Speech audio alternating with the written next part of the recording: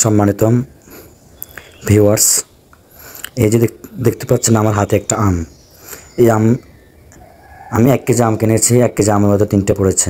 এটা ছোটোটা, আর বাকি 2টা আমি খেয়ে ফেলেছি।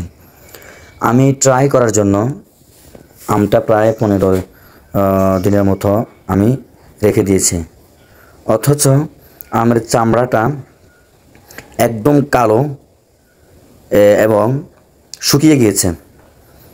অথচ আমরা সাধারণত আমাদের যে গাছের আমগুলো আমরা করি, আমরা যে গাছের আমগুলো নিজের বাইরের গাছের যে আমগুলো আমরা পেড়ে এটা আমরা রেখে দিলে, পাকা আমগুলো রেখে দিলে কয়েকদিন পর এটা আপনার পচে যায়।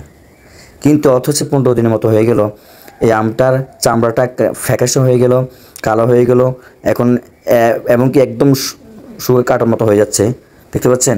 কিন্তু অথচ এই আমটা আপনার মানে পচতেছে না, নষ্ট হচ্ছে না। আমি দেখেন, আমি দেখতেছেন এভাবে করতেছি, দেখতেছেন এই ভিতরে আমটা ভালো, কিন্তু উপরে এই অবস্থা।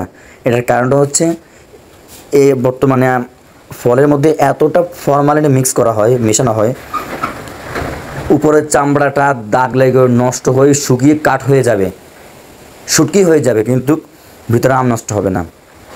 তাহলে দেখতে পাচ্ছেন, আমি আমটা কেনার পরে প্রায় 15-16 দিন আমি রেখে দিয়েছি।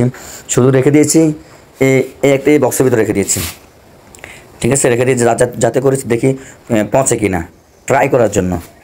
তাহলে দেখতে পাচ্ছেন এর অবস্থা। বাংলাদেশের মানুষ অসুস্থ হবে না তো অন্য দেশের মানুষ অসুস্থ হবে নাকি? আল্লাহ আমাদেরকে সবাইকে হেদায়েত দান করুক।